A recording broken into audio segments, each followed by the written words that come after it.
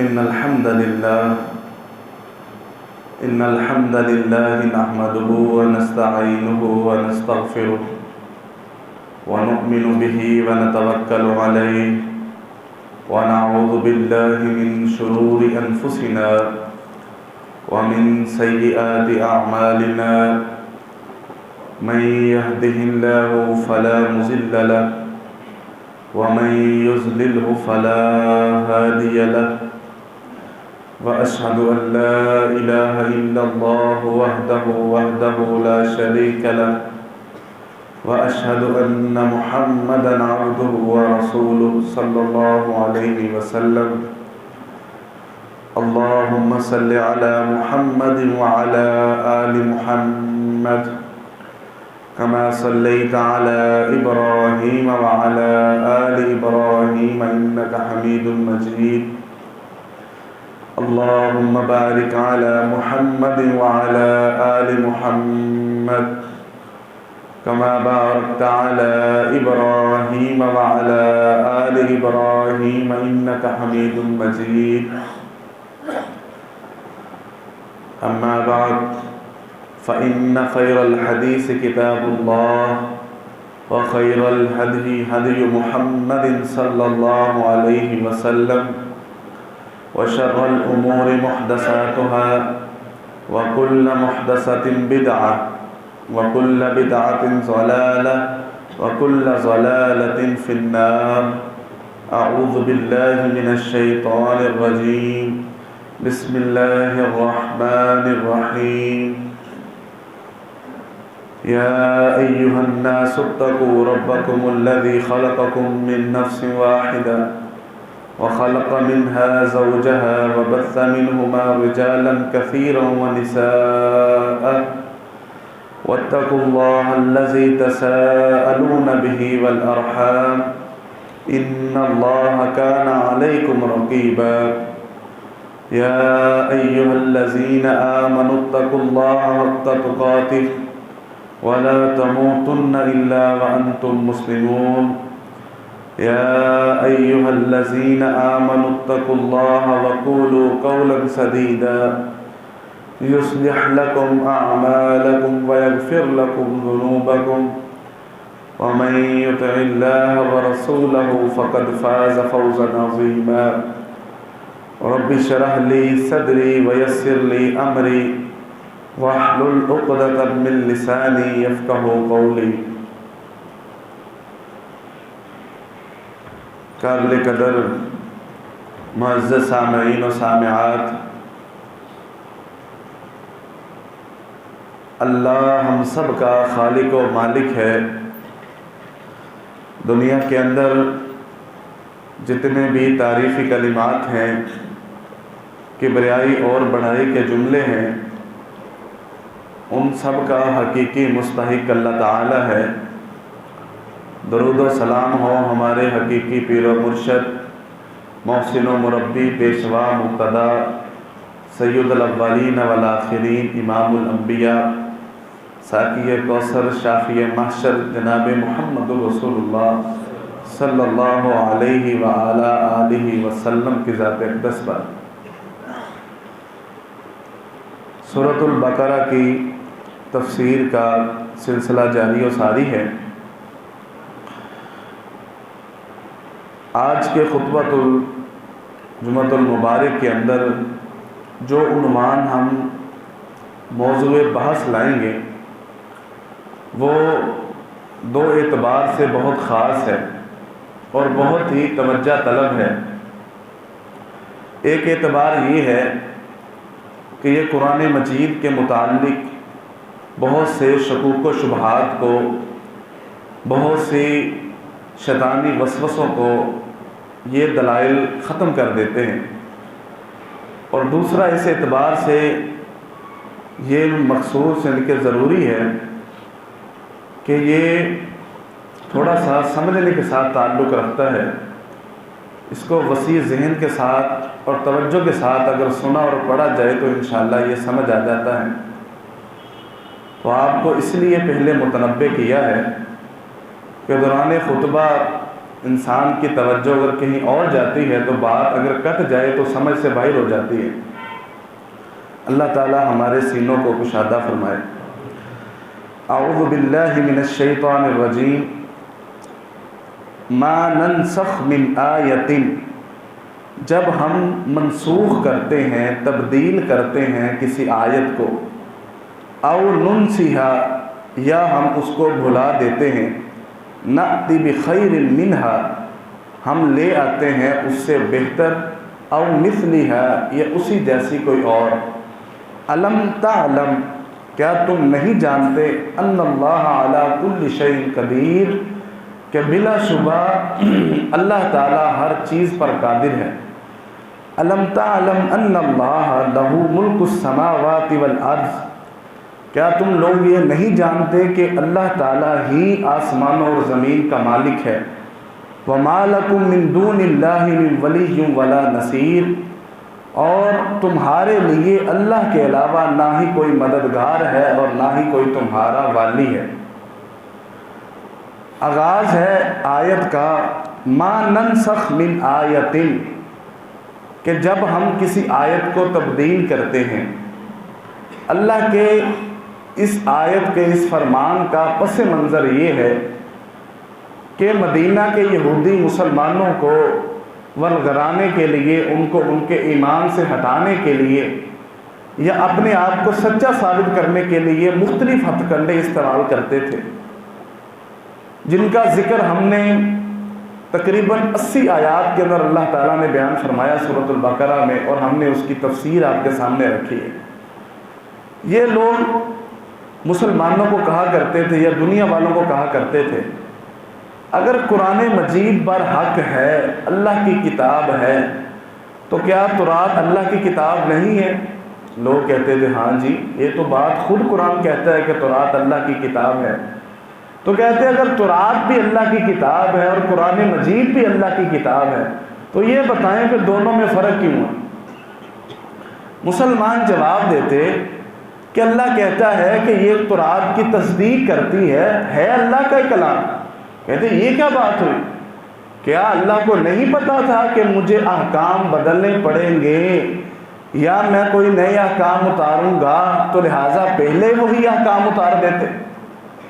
مسلمانوں کے ذہنوں کو منتشر کرنے کے لیے یہ ہتھ کنڈا استعمال کرتے، یعنی کہ وہ کہتے تھے اگر تورات بھی اللہ کا کلام ہے اور قرآن مجید بھی اللہ کا کلام ہے، دونوں میں فرق کیوں ہے؟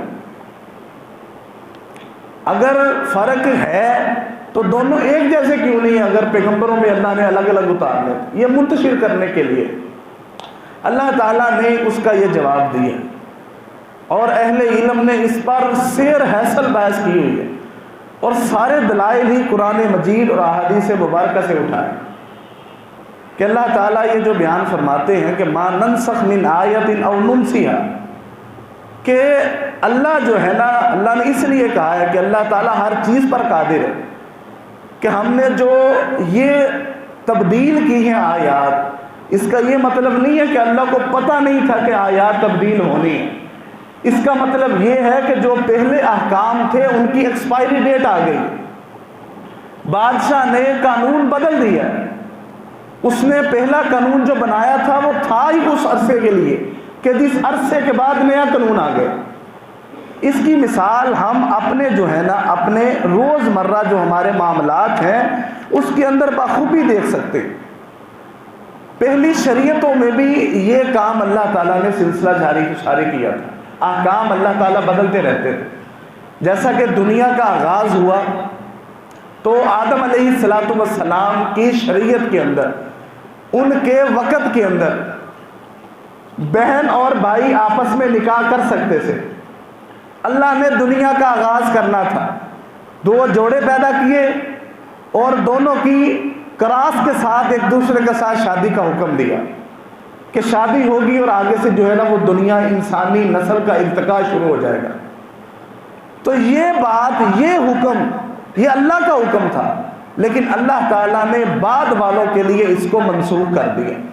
کوئی اعتراض نہیں کرتا، کہتے ٹھیک ہے جی وہ دنیا کا آغاز کرنا تو ٹھیک ہے، مالک نے ایک پالیسی بنائی اور بعد میں اس پالیسی کا کام ختم ہو گیا، اس کی ضرورت ختم ہو گئی، اور مالک نے بنائی ویسی پالیسی ہے کہ جس کا اجرا جو ہے نا وہ صرف اتنے وقت کے لیے ہو جائے، کام نکل آیا، جوڑا بن گیا، پیدائش شروع ہو گئی، اب نسل الگ الگ ہو گئی۔ اس کے بعد نوح علیہ السلام، یہ میں مثالیں دے رہا ہوں پچھلی شریعت کی، کہ نوح علیہ السلام کی جب کشتی جو ہے نا وہ پار لگ گئی، ان کی جو ہے نا گناہ گار عذاب میں مبتلا ہو گئے، تو اللہ تعالیٰ نے کچھ دیر کے لیے جو ہے نا وہ عارضی حکم جاری کیا کہ زمین کے اندر جو بھی تمہیں نظر آئے کھانے والا تم کھا سکتے ہو، تمہارے لیے حلال ہے، پابندی ہٹا لی گئی ہے۔ لیکن یہ بھی حکم جو ہے نا وہ تا دیر کے لیے نہیں تھا، کوئی اعتراض نہیں کرے گا کہ یہ کیا بات ہوئی، بعد میں کیوں آپ نے جو ہے نا وہ اصول قائم کر دیے کہ وہ نہیں کھا سکتے اور یہ نہیں کھا سکتے۔ تو یوں اللہ تعالیٰ نے ان کو کچھ دیر کے لیے یہ کہا کہ آپ کریں جی، آپ کے لیے جو بھی نظر آتا، کیونکہ اللہ نے صفحہ ہستی سے مٹا دیا تھا سب کچھ، پانی کے ذریعے، عذاب کے ذریعے۔ اب کہا کہ جو نظر آتا ہے، تفریق نہیں ہے، کوئی اصول نہیں ہے، تمہیں نظر آتا ہے کھا لو۔ کچھ عرصہ جب تک اللہ تعالیٰ نے دوبارہ اس کی آباد کاری کی، پھر اللہ تعالیٰ نے اصول مقرر کر دیے، نیا قانون آ گیا کہ بادشاہ کو پتہ تھا، مالک کو پتہ ہے کہ یہ دنیا جس نے بنائی ہے کہ کون سا حکم کتنی دیر تک چلے گا۔ اسی طرح یعقوب علیہ السلام کے دور کے اندر دو بہنوں کو ایک ہی وقت ایک ہی آدمی اپنے نکاح کے اندر رکھ سکتا تھا۔ یہ میں مختصر آپ کو دلائل دے رہا ہوں کہ ایک وقت میں دو بہنوں کو ایک ہی بندہ اپنے نکاح میں رکھ سکتا تھا یعقوب علیہ السلام کے دور۔ لیکن یہ اس وقت کی حکمتیں ہوں گی کہ اس وقت جانے اللہ نے کون سی ایسی حکمت کو دیکھ کر یہ قانون بنایا۔ بعد میں موسیٰ علیہ السلام کے وقت میں، تورات کے وقت میں، اور اب تلک یہ قانون ختم ہے۔ نیا قانون ہے کہ ایک ہی عقد میں دو بہنیں نہیں رہ سکتی ایک انسان کے ایک ہی وقت کے اندر۔ تو یہ قانون بدلنا، یہ اللہ کو پتہ ہے کہ کس وقت میں کون سی چیز کہاں بہتر رہے گی، تو اللہ تعالیٰ جو ہے نا وہ اس کو کر لیتے ہیں۔ اسی طرح ابراہیم علیہ السلام کو حکم ملا، یہ شرعی حکم تھا، یہ شرعی حکم تھا، قرآن مجید کے اندر لکھا ہوا کہ ابراہیم اپنے بیٹے کو ذبح کر دو، شرعی حکم تھا نا، قرآن مجید میں لکھا ہوا ہے کہ ابراہیم اپنے بیٹے کو ذبح کر دو۔ ایک دفعہ نہیں، 3 دفعہ اللہ تعالیٰ نے کہا کہ اپنے بیٹے کو ذبح کر دو۔ تو ابراہیم علیہ السلام نے اپنے بیٹے کو بلایا اور کہا بیٹا میں ایک عجیب سی جو ہے نا وہ الجھن کا شکار۔ کیا الجھن ہے ابا جی؟ کہ میں یہ دیکھ رہا ہوں کہ میں تجھے ذبح کر رہا ہوں، اور اللہ تعالیٰ، نبی کا خواب وہی ہوتا ہے، یہ قانون یاد رکھیں کہ نبی کا جو خواب ہوتا ہے وہ بھی وہی ہوتا ہے، اور اچھے خواب رسول اللہ صلی اللہ علیہ وسلم نے فرمایا نبوت کا 46واں حصہ ہوتا ہے، صحیح بخاری کے اندر روایت۔ تو انہیں خواب آیا تو انہوں نے کہا جی کہ اے ابا جان، آپ کو اللہ تعالیٰ نے جو حکم دیا ہے آپ اسے کر گزریے، آپ مجھے شکر گزاروں میں پائیں گے کہ میں آگے سے کوئی کراس کویسچن، کوئی آبجیکشن نہیں کروں گا، آپ حکم اللہ کا پورا کیجئے۔ تو وہ شرعی حکم ابراہیم علیہ السلام نے پورا کیا، وہ بدلے بھی اللہ نے نہیں لی اسماعیل علیہ السلام کی جان، اللہ نے آزمائش پوری کر دی، بچڑا بھیج دیا، اس کو ذبح کر دیا گیا، لیکن بعد میں وہ قانون نہیں چلا، کوئی اعتراض نہیں کرتا کہ یہ بتائیں جی اب کیوں نہیں بیٹے کو ذبح کیا جاتا، اب بھی تو کرنا چاہیے، اللہ کا قرآن مجید میں لکھا ہوا، لیکن اللہ نے قربانی مانگی ہے، کنڈیشن چینج کر دی، اللہ نے قربانی آزمائش مانگی ہے، اس کی حالت بدل دی ہے کہ اب آپ نے جانور قربان کرنے، ان کے کچھ اصول اور ضوابط بیان کر دیے گئے، اس کی جانور کی حالت بیان کر دی گئی، کیونکہ مالک چاہتے ہیں، اس کی مرضی ہے، اس کا قانون ہے، وہ جس طرح سے مرضی وصول کرے۔ تو یہ چند مثالیں ہیں جو پچھلی شریعت سے ہمیں ملتی ہیں، پچھلی شریعت، پچھلے انبیاء کی شریعت میں سے، کہ جب جو حکم اللہ تعالیٰ کو مناسب لگا اللہ تعالیٰ نے اسے اتار دیا، جب اس کا وقت ختم ہو گیا اللہ تعالیٰ نے نیا قانون لیا۔ اب اس کو ہم اپنی جو ہے نا وہ یہودی جو ہے نا وہ عیسیٰ علیہ السلام کا انکار بھی اسی وجہ سے کرتے تھے۔ کس وجہ سے جی؟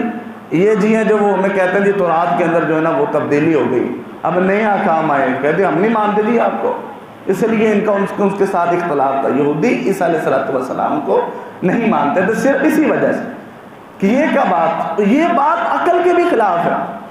کائنات کے اندر جتنے بھی معاملات ہیں ہم ان کو دیکھتے ہیں کہ ان کے جو ہے نا وہ حکم حالتیں بدلتی رہتی. انسان ہے، انسان دیکھیے، انسان اپنی مثال ہے.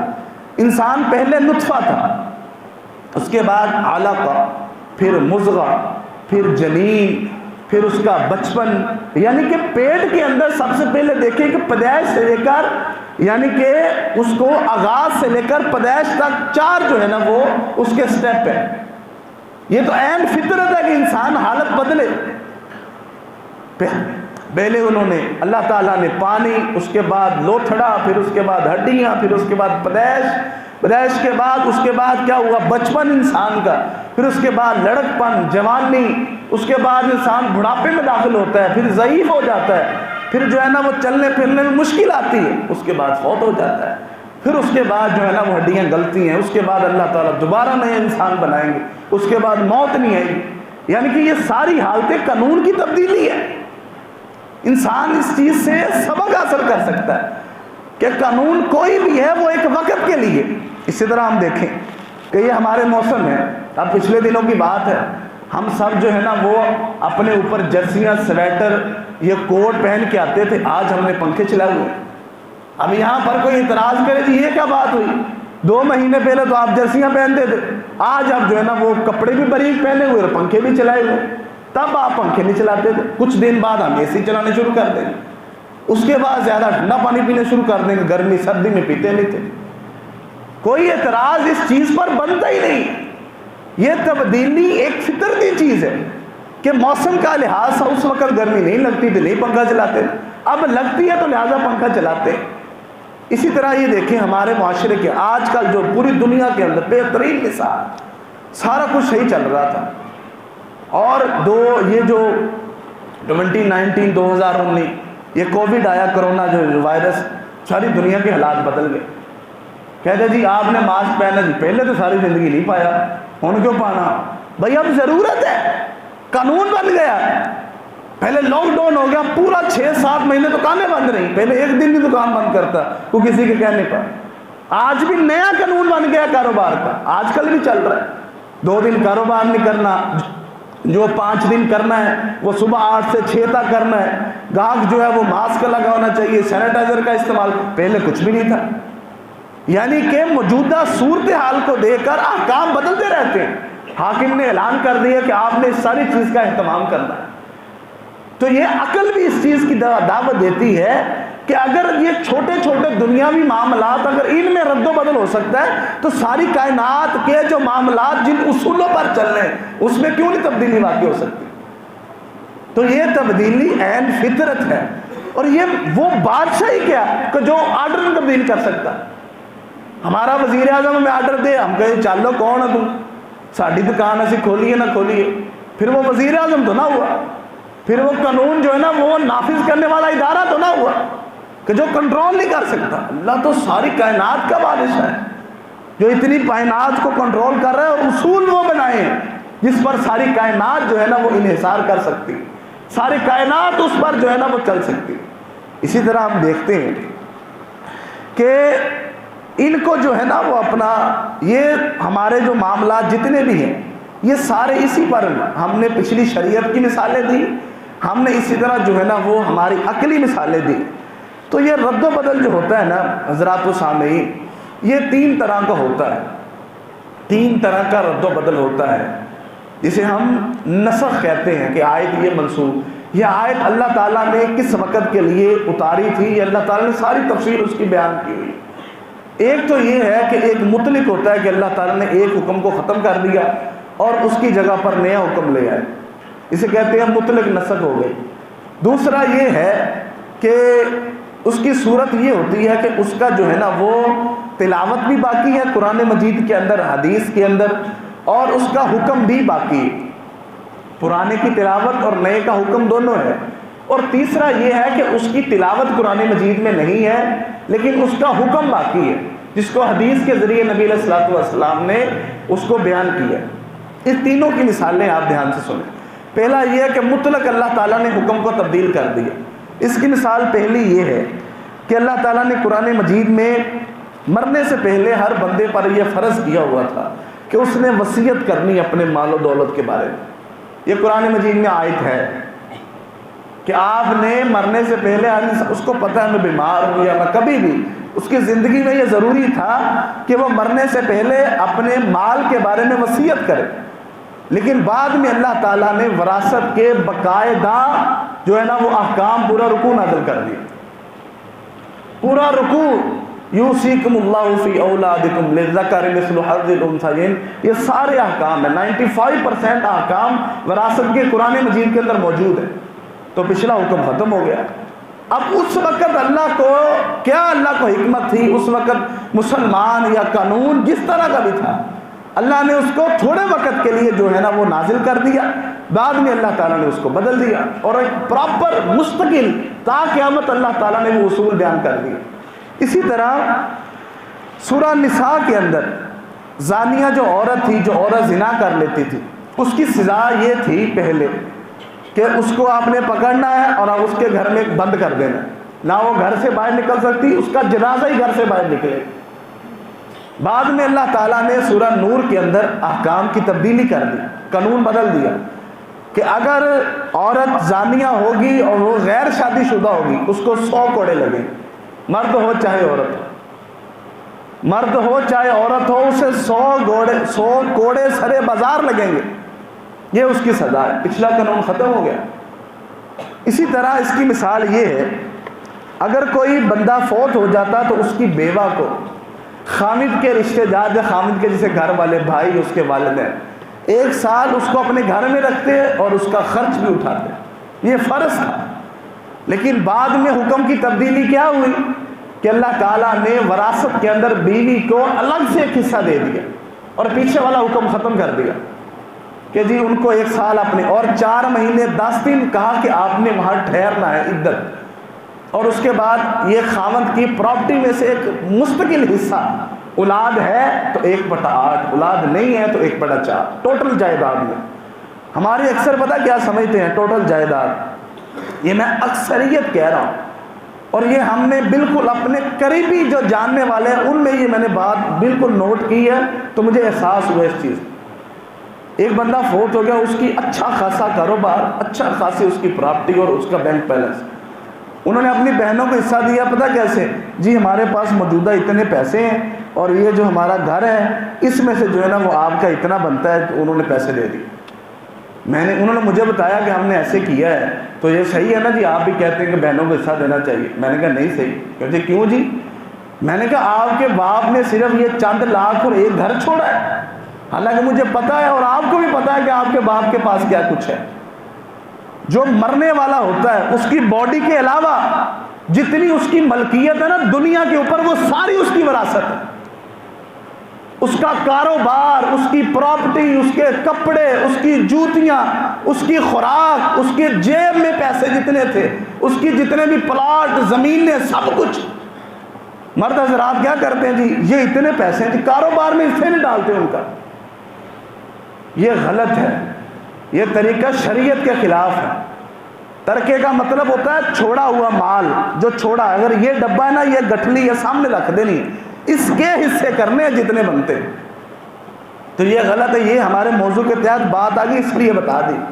اکثر لوگ اس غلط فہمی کا شکار ہے، کاروبار کے اندر بھی بیٹیوں اور خاص طور پر اگر مشترکہ ہے تو اس کی بیوی کا ویسا ہی حصہ ہے جیسے اس کا حصہ تھا۔ اسی طرح اگر اس کی اولاد نہیں ہے 1/4 ٹوٹل میں سے، اور اس کے بعد پھر ترکہ آگے تقسیم ہوگا۔ آپ کسی بھی شرعی کتاب اٹھا کے دیکھ لیجئے جو وراثت کے اوپر ہے، سب سے پہلے انہوں نے لکھا ہوتا ترکے میں، دیکھے جی خامد ہے، فوت ہوا ہے تو دیکھیں بیوی ہے، سب سے اوپر بیوی کا حصہ لکھا ہوگا، اتنا بنتا ہے، یعنی کہ سمجھانے کے طور پر سارے مسائل حل کیے ہوتے ہیں۔ تو یہ چیز ہے۔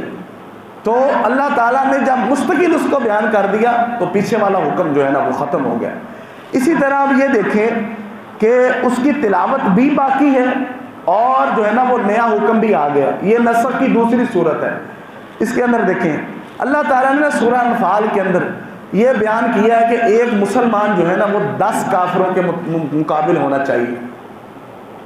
ایک مسلمان 10 کافروں کے مقابلے میں ایک مسلمان ہونا چاہیے، یہ اللہ نے حکم دیا ہے قرآن مجید. اور ہمیں آج سوچنا چاہیے کہ ہم ایسے ہیں، میں کہتا ہوں 10 کے ایک ہی مشکل ہوں گے، اتنا ڈرتے ہیں ہم ان سے. اللہ تعالیٰ نے قرآن مجید میں کیا کہا ہے کہ 10 کافروں کے بدلے میں ایک مسلمان، یہ ضروری ہے، اتنے مقابلے میں اتارنے نبی کا حکم ہے. اگر کافروں کی، اس لیے تو آپ دیکھیں وہ 10,000 مسلمان 1,000، اللہ کا حکم تھا کہ آپ نے اتنے اتارنے 10 کے حساب سے، جتنے وہ ہوں اس حساب سے آپ نے 10 کے مقابلے میں ایک. پھر اللہ تعالیٰ نے حکم کو تبدیل کیا. پھر اللہ تعالیٰ نے، ظاہری بات ہے وہ مالک اسے پتہ ہوگا کہ یہ کچھ امتیں ایسی آئیں گی کہ ان کے نزدیک یہ جہاد چیز ہی کوئی نہیں ہوگا جی، امن کے رٹے لگانے لگیں گے وہ. ان کے نزدیک یہ لڑنا فضول بے معنی ہوگا جی، کہ مسلمان کا خون بہاتا رہے، وہ کہیں جی نہیں جی امن ہونا چاہیے تھا، رگڑا مسلمانوں لاندے رہو، امن دا پہاڑ بھی مسلمانوں دے پاندے رہو. ایسی امت اللہ کو پتہ تھا آئے گی، اللہ سب کچھ جانتے کہ ہر بندہ صحابہ کرام جتنا جو ہے نا وہ ایمان والا نہیں ہوگا. اللہ نے کہا چلیں ٹھیک ہے 10 نہیں ہو سکتا. بالکل نیکسٹ آیت ہے کہ پھر آپ نے ایک کے مقابلے میں کم از کم 2 کافر ہونے، یہ آپ نے کاؤنٹ کرنا ہے. مفسرین لکھتے ہیں کہ یہ خطے میں، ہر خطے کے لحاظ عرب لوگ بڑے جنگجو بڑے بہادر ہوتے ہیں کہ ان میں اگر آپ دیکھیں کہ وہ یہ کیا ہے جی ہم چوز کر لیں. اللہ نے رعایت دے دی کہ ہر خطے ہر علاقے کے اعتبار سے لوگ تقسیم کر کہ آپ نے کس طرح سے جو ہے نا وہ جہاد کرنا ہے. اسی طرح جو ہے نا وہ نبی علیہ الصلوۃ والسلام کو سورہ محمد کے اندر یہ حکم تھا کہ آپ نے جنگی قیدی جو ہے نا ان کو یہاں سے ان سے پیسے لے لینا ہے، فدیہ لے لینا ہے، یا ان کو ویسے ہی چھوڑ دینا ہے. تیسرا کام آپ نہیں کر سکتے. لیکن پھر اللہ تعالیٰ نے خود عام مسلمان تو الگ ہے، رسول اللہ صلی اللہ علیہ وسلم کو بھی ان غلاموں اور لونڈیوں سے فائدہ اٹھانے کی اجازت دے. یعنی کہ اس کا مطلب یہ ہے کہ اگر آپ نے جنگ میں لوگ اتارنے ہیں تو آپ اپنی مرضی سے 2 سے لے کر 10 کے درمیان جس حساب سے مرضی اتار دیں. اسی طرح اگر آپ نے قیدی جنگ میں لے لیے تو آپ کیا کریں، یا تو ان کو چھوڑ دیں یا ان سے پیسے لے لیں، یا آپ ان کو اپنی کسٹڈی میں بھی رکھ سکتے ہیں. اس سے یہ مراد ہے کہ دونوں آپ کے پاس آپشن موجود ہیں. اسی طرح تیسرا یہ ہے کہ اس کی قرآن مجید کے اندر تلاوت باقی نہیں رہی لیکن اس کا حکم باقی ہے. وہ یہ ہے کہ شادی شدہ جو عورت ہے یا مرد ہے اس کو سنسار کیا جائے گا، رجم کیا جسے کیا جائے. اب غامدی جو ٹولہ ہے نا، آپ نے شاید سنا ہوگا، یہ کہتا ہے جی رجم جو ہے نا اسلام کی جو ہے نا وہ نہیں ہے. سعودی عرب میں پہلے ہوتا تھا، شاید اب بھی ہوتا ہو.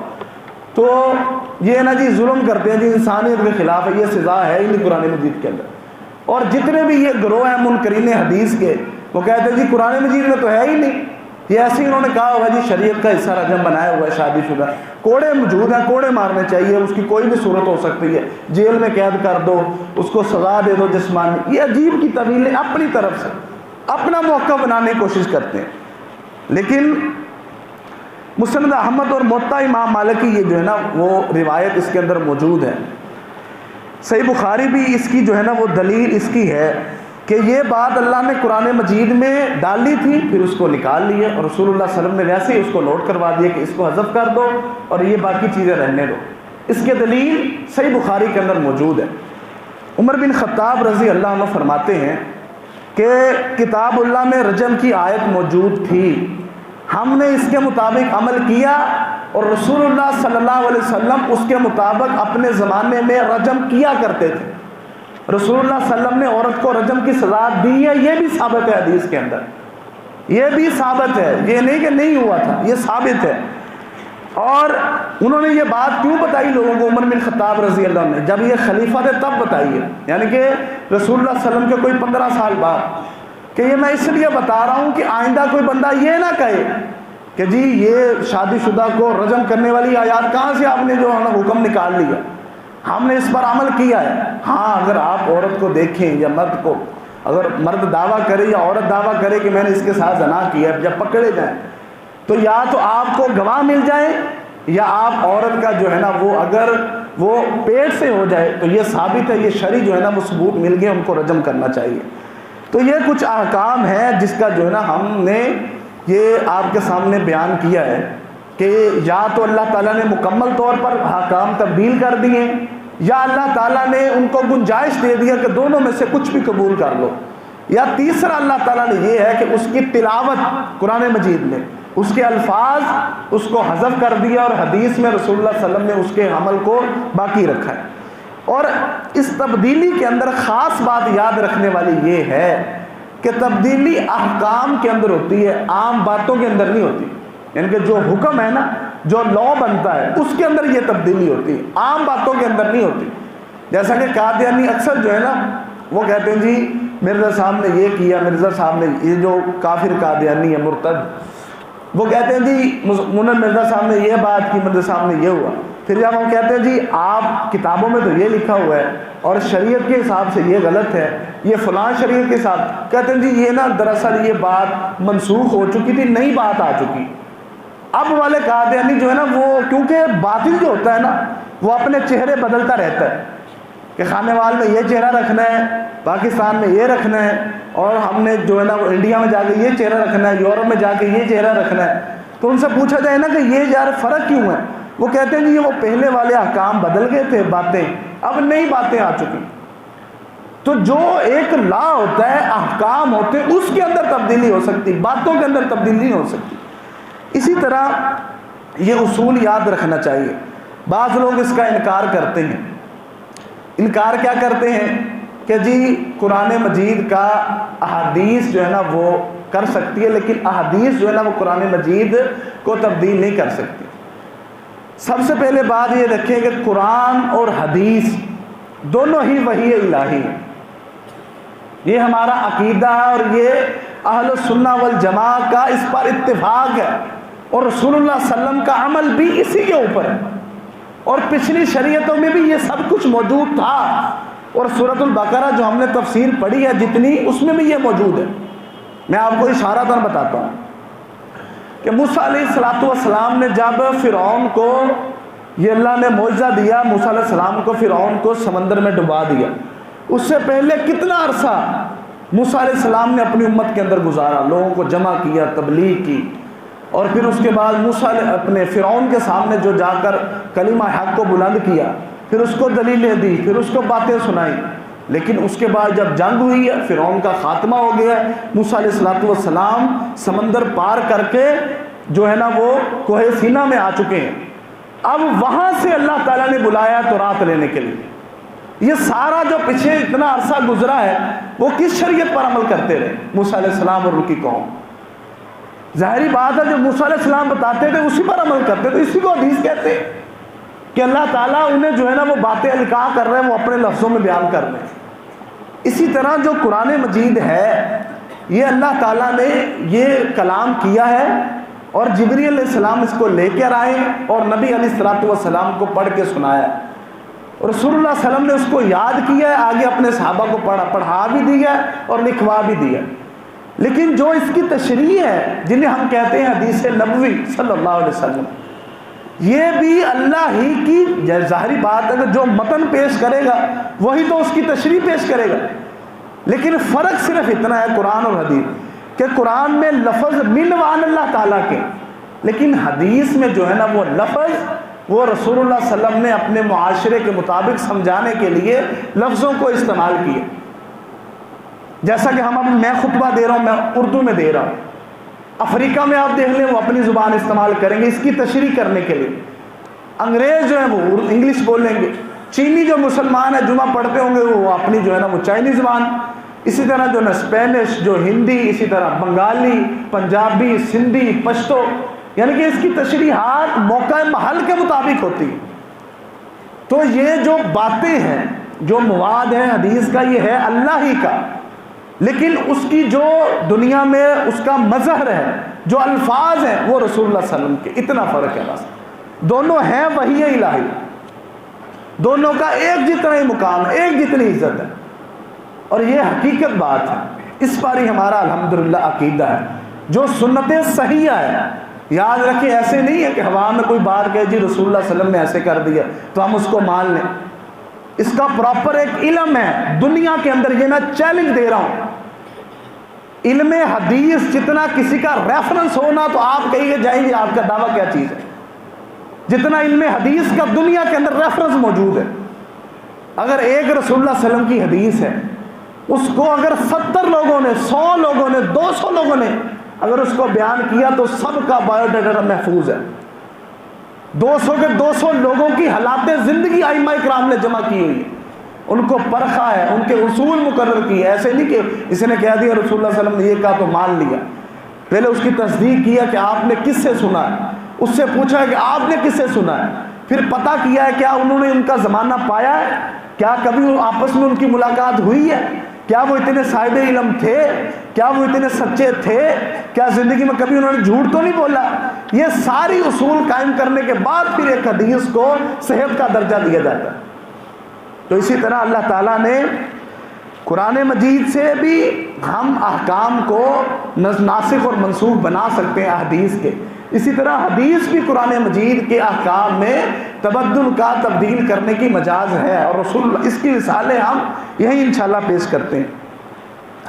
قرآن مجید سے، قرآن مجید جو ہے نا وہ قرآن مجید ہی قرآن مجید کے احکام کو تبدیل کرتا ہے۔ اس کی مثال یہی ہے زانیہ کی سزا والی، کہ زانیہ کی پہلے سزا یہ تھی کہ اس کو گھر میں بند کر دیں، بعد میں یہ تھی کہ اس کو 100 کوڑے لگا دیے جائیں۔ اسی طرح قرآن مجید سے احادیث کے احکام جو ہے نا وہ تبدیل ہو سکتے ہیں قرآن مجید سے۔ اس کی مثال کیا ہے؟ صحابہ کرام بیان کرتے ہیں شروع میں جب رمضان کے روزے فرض ہوئے نا تو جو بندہ مغرب کے بعد سو جاتا تھا عشاء سے پہلے تو پھر اگر جب بھی وہ اٹھتا تھا وہ کھا پی نہیں سکتا، نہ ہی وہ اپنی بیوی کے قریب جا سکتا تھا۔ یہ نیا حکم تھا۔ پھر اللہ تعالیٰ نے قرآن مجید میں آیت اتاری، فالآن باشروہن، یہ پوری آیت ہے کہ آپ مغرب سے لے کر فجر کی اذان تلک آپ دنیا کے سارے جائز کام کر سکتے ہیں۔ یہ احکام، یہ سنت میں تھا کہ آپ نے جو سو گیا تو وہ اس کا جو ہے نا وہ دوبارہ پھر روزہ جاری ہو جائے گا سو کے جب اٹھے گا، لیکن قرآن مجید آیا، اس نے اس حکم کو، حدیث کے حکم کو بدل دیا۔ اسی طرح قرآن مجید کے حکم کو بدلتا ہے۔ اللہ تعالیٰ نے جو ہے نا وہ قبلہ ہمارا تھا بیت المقدس، شروع کے اندر جب نماز پڑھتے تو تحویل قبلہ اللہ نے قبلہ تبدیل کر دیا، قرآن مجید میں آیت اتار دی۔ رسول اللہ صلی اللہ علیہ وسلم نماز میں کھڑے ہیں اور آپ نے کیا کیا ہے، نماز کے اندر ہی اپنا منہ بیت اللہ کی طرف موڑ دیے، اور صحابہ کرام نے آپ کو دیکھ کر ہی اپنی جو ہے نا وہ ڈائریکشن رسول اللہ صلی اللہ علیہ وسلم کے پیچھے کر لی۔ اسی طرح حدیث سے ایک بات اگر منسوخ ہو جائے تو نیا حکم وہ مل جاتا ہے۔ کیسے؟ نبی علیہ الصلوۃ والسلام نے یہ فرمایا تھا کہ آپ میں سے کوئی بھی قبرستان نہیں جا سکتا، زیارت قبور سے اللہ تعالیٰ نبی علیہ السلام نے منع فرمایا تھا، اور قربانی کا گوشت 3 دن سے زیادہ آپ اس کو نہیں رکھ سکتے۔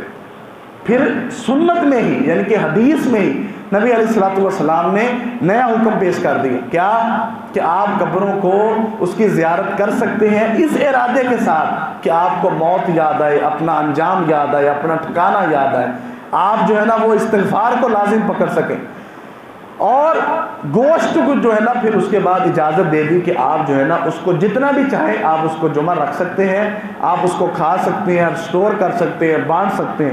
یعنی کہ یہ پہلا حکم سنت میں پہلا حکم تھا، پھر اس کے بعد جو ہے نا اس کو تبدیل کر دیا گیا۔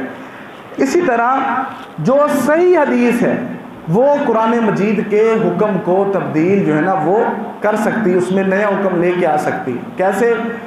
قرآن مجید میں 2 بہنوں کو اکٹھا رکھنا ناجائز تھا، پھر جو ہے نا وہ عورتوں کو پھر حکم کیا آیا کہ آپ جو ہے نا وہ ان کے علاوہ 2 بہنوں کو اکٹھا رکھنے کے علاوہ آپ جو ہے نا کسی سے بھی دوسری شادی کر سکتے، لیکن ایک پھوپھی ہے عورت، وہ اپنی بھتیجی کو اپنے خاوند کے ساتھ بیاہ نہیں سکتی، نکاح نہیں ہو سکتا۔ اور اسی طرح اگر ایک عورت اپنے رشتے کے اندر خالہ ہے تو وہ اپنی بھانجی کو اپنے ہی خاوند کے ساتھ نکاح نہیں اس کا ہو سکتا، یعنی کہ ایک ہی بندے کے نکاح میں پھوپھی اور بھتیجی اور خالہ اور اس کی بھانجی یہ جمع نہیں ہو سکتی۔ یہ کہاں سے؟ اس کا پوری امت کا اتفاق ہے اس چیز کے اوپر۔ کسی مسلمان سے پوچھیے آپ کائنات میں، کسی بھی مسلمان سے، کسی بھی عالم سے، کیسے ہو سکتا ہے؟ کیسے کرتے ہیں؟ ایک ہی نکاح کے اندر پھوپھی اور اس کی بھتیجی، خالہ اور اس کی بھانجی جمع نہیں ہو سکتی۔ تو یہ حکم قرآن مجید میں نہیں ہے، یہ حکم حدیث کے اندر موجود ہے کہ رسول اللہ صلی اللہ علیہ وسلم نے یہ حکم، اس کی وضاحت۔ اب یہ نہیں ہے کہ اللہ تعالیٰ نے جو ہے نا وہ، یہ اللہ تعالیٰ ہماری آزمائش کرتے ہیں ہر صورت کے اندر، یہ اللہ تعالیٰ بھی یہ 2-4 لفظ اتار سکتے تھے، ایڈ کر سکتے، لیکن اللہ تعالیٰ نے رسول اللہ صلی اللہ علیہ وسلم کے ذریعے کہلوایا ہے کہ میں نے یہ اتار دی، اب آپ ان کو اس کی وضاحت بیان کرو کہ حلال ہے تمہیں 2 بہنوں کے علاوہ دوسرے بھی، لیکن اس کی وضاحت میں آپ بتا دیجئے، مینشن کر دیجئے، لیکن بھتیجی اور پھپھو، خالہ اور بھانجی یہ پھر بھی جمع نہیں ہو سکتی۔ تو یہ ہمیں کہاں سے پتہ چلا؟ حدیث سے پتہ چلا۔ تو یہ ساری جو چیزیں ہیں، یہ سارے جو احکام ہیں، یہ اللہ تعالیٰ اتارتے رہتے ہیں۔ اور اسی طرح یہ جو ہے نا اپنا یہ سارے معاملات اللہ تعالیٰ نے بیان کرنے کے بعد کہا ہے کہ اللہ تعالیٰ ہر چیز پر قادر ہے، وہ کچھ بھی کر سکتا ہے۔ ہماری یہ ذمہ داری ہے کہ ہم اس کو قبول کریں، ہم اس کو مانیں، اس کے بارے میں ہمارے دل میں شک و شبہات نہیں آنے چاہیے۔ اگر ہمیں کل کو کوئی عیسائی کہے جی آپ یہ بتائیں، آج کل ہوتا ہے کوئی بھی بندہ ہوتا ہے اس کا کوئی عیسائی دوست ہے، کیونکہ ہم اکٹھے رہتے ہیں یہاں بھی ہر ملک کے اندر، کہتے ہیں جی آپ مسلمان ہو، کیوں جی تجھ عیسائی ہو جو تو رات اللہ کی کتاب نہیں ہے جی؟ کیا جواب دیں گے؟ نہیں ہے جی۔ کیوں نہیں ہے جی؟ پھر کیسے نہیں ہے؟ پھر رد و بدل کیسے ہو گیا؟ آپ انہیں کہیں کہ ما ننسخ من آیت، اللہ کہہ رہے ہیں کہ اللہ تعالیٰ کسی بھی حکم کو تبدیل کرتے ہیں جب او ننسیہ، یا اس کو بھلا دیتے ہیں۔ بلانے اللہ نے قرآن مجید میں خود کہا ہے سنقرئک فلا تنسى الا ما شاء اللہ۔ جبریل علیہ السلام آتے تھے نا ہر رمضان میں، آپ نے سنا ہوا ہے کہ جبریل علیہ السلام ہر رمضان میں آتے، رسول اللہ صلی اللہ علیہ وسلم ان کے ساتھ قرآن مجید کا دور کرتے تھے۔ اللہ تعالیٰ انہیں جو احکام باقی رکھنے ہوتے تھے ان کی تلاوت جو ہے نا وہ جبریل علیہ السلام کے اوپر کرتے، رسول اللہ صلی اللہ علیہ وسلم اس کو دہراتے اور آپ کو سناتے، قرآن مجید کی تلاوت بھی ہوتی رہتی، اور جو ہے نا اللہ تعالیٰ نے جو حکم باقی رکھنا ہوتا وہ حکم رسول اللہ صلی اللہ علیہ وسلم کو یاد رہتا۔ نأتی بخیر منہا او مثلہا، اللہ تعالیٰ اس سے بہتر کو لے آتے ہیں یا اس جیسا کو لے آتے ہیں۔ الم تعلم ان اللہ علی کل شیء قدیر، اللہ تعالیٰ کہتے ہیں کہ تم نہیں جانتے اللہ تعالیٰ ہر چیز پر قادر ہے۔ الم تعلم ان اللہ لہ ملک السماوات والارض، کیا تم نہیں جانتے کہ اللہ تعالیٰ زمین و آسمان کا مالک ہے۔ وما لکم من دون اللہ من ولی ولا نصیر، اور تمہارا اللہ کے علاوہ نہ کوئی ولی ہے نہ کوئی مددگار ہے، ولا نصیر، اور نہ ہی کوئی تمہارا مددگار ہے۔